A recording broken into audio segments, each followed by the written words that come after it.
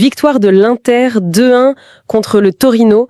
Bon, sur le papier, ça peut ressembler à un match de championnat assez classique. Oui, un résultat attendu, on pourrait dire.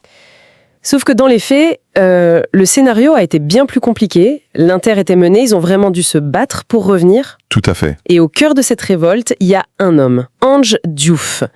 C'est son but, juste au retour des vestiaires, qui a vraiment tout changé. Et ce but, ce n'est pas juste une statistique, c'est le point de départ de tout notre débat aujourd'hui. Exactement. C'est une détonation qui a fait écho jusqu'à Dakar et qui a lancé une discussion passionnante sur sa place en équipe nationale. C'est ça. Alors, pour bien comprendre, il faut remettre le contexte.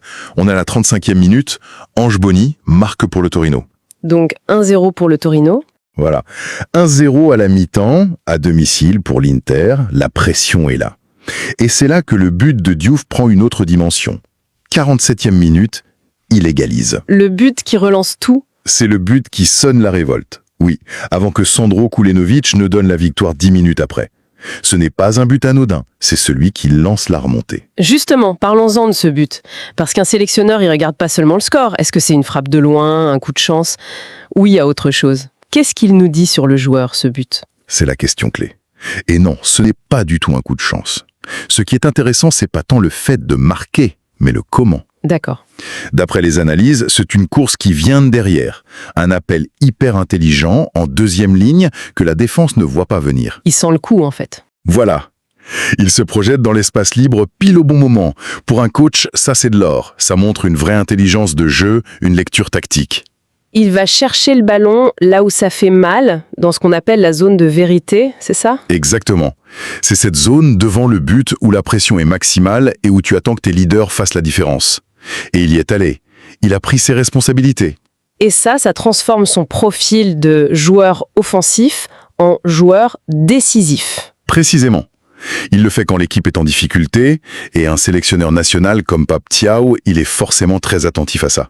Ça en dit long sur le mental du joueur. D'accord, le but est important, il est intelligent, mais un match dure 90 minutes. Au-delà de cette action, il a été comment dans le jeu? On ne sélectionne pas un joueur sur une seule action, non? C'est un excellent point. Et en fait, les retours sont un peu nuancés. En première mi-temps, il a eu du mal, comme toute l'équipe. L'Inter était bousculé. Mais ce but l'a complètement libéré. En deuxième période, on a vu un autre joueur. Il a joué avec beaucoup plus de confiance, il a dicté le rythme. Ah, donc il a su élever son niveau de jeu. C'est ça. Il n'a pas seulement réagi sous la pression, il s'est servi de son but comme d'un tremplin pour dominer le reste du match. Et ça a dû plaire. Et c'est là que tout s'emballe. Parce que cette performance a déclenché une question posée par l'observateur Basile Ndour. Je vais la citer. Oui, allons-y. Andy Diouf est porté vers l'offensive. Il est un bon remplaçant en cas d'indisponibilité de Habib Diarra en équipe nationale du Sénégal, vu qu'ils ont le même profil. Voilà, la bombe est lancée. La question est posée. Et d'un coup, on ne parle plus de l'Inter. On parle des Lions de la Teranga. Carrément. Et cette question, elle est parfaite pour analyser la situation. La première chose, c'est l'affirmation Kratis. Ils ont le même profil. Ça peut paraître un peu simple. Oui, deux milieux offensifs, d'accord, mais... Voilà, mais la réalité est toujours plus complexe. Pour y répondre, il faut d'abord se demander, c'est quoi le profil exact de Habib Diarra dans le système de Pape Thiaw? Justement, concrètement, le Sénégal joue comment et qu'est-ce que le coach demande à Habib Diarra? Alors, Pape Thiaw utilise souvent un 4-3-3. Et dans ce système, les deux milieux relayeurs, les numéros 8, ils sont fondamentaux. Ils doivent savoir tout faire. C'est ça, des vrais couteaux suisses. Ils doivent en défendre, presser, mais surtout se projeter, soutenir les attaquants. Et Habib Diarra, il excelle là-dedans. Un volume de jeu énorme, il harcèle, il casse les lignes, c'est le moteur. D'accord, le portrait robot est clair. La question devient donc, est-ce qu'Andy Diouf, le joueur qu'on a vu avec l'Inter, il coche toutes ces cases-là? Et c'est là que ça devient intéressant. À l'Inter, son rôle est un peu différent. Il joue souvent dans un milieu à deux. Son profil est peut-être un peu moins box-to-box pur que celui de Diarra, mais il a une qualité de frappe, une vision dans les 30 derniers mètres qui sont peut-être supérieures. Donc, même profil, ça veut pas dire même joueur? Non, pas du tout, ça veut dire, ça écrit. Est-ce qu'il peut remplir les mêmes missions tactiques? Et le but contre le Torino, c'est la preuve par l'exemple. La mission se projeter et être décisif, il sait la remplir. D'accord, donc on parle d'une alternative crédible, pas d'une copie conforme. Mais je me mets à la place du sélectionneur. Un seul bon match, ça peut vraiment tout changer? Ça fait pas un peu réaction à chaud? Si, c'est une réaction à chaud, mais c'est comme ça que le foot marche aujourd'hui.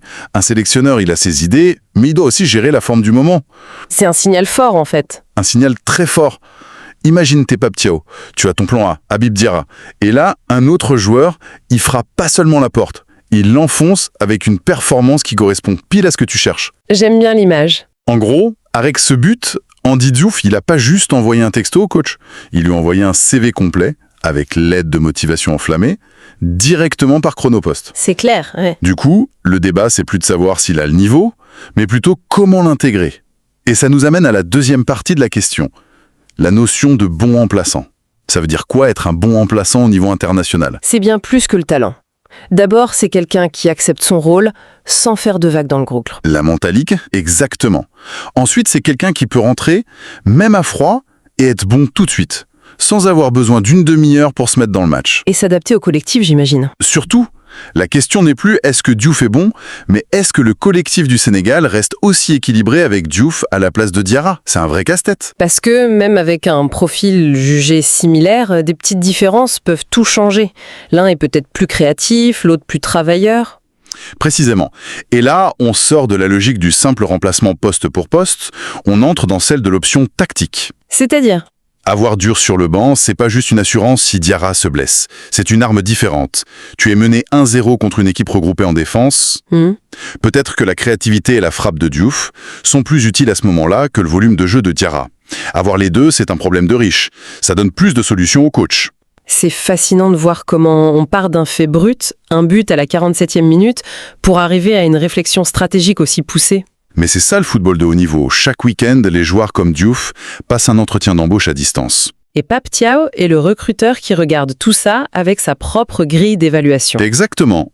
Il voit pas juste Inter 2-1 Torino. Il voit, est-ce que mon joueur potentiel a été décisif sous pression? Est-ce qu'il a montré des qualités qui peuvent compléter mon équipe?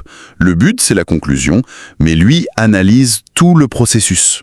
D'accord, alors si on essaye de synthétiser un peu, on a donc une grosse performance d'Andy Diouf, buteur et déclencheur de la victoire de l'Inter. C'est ça.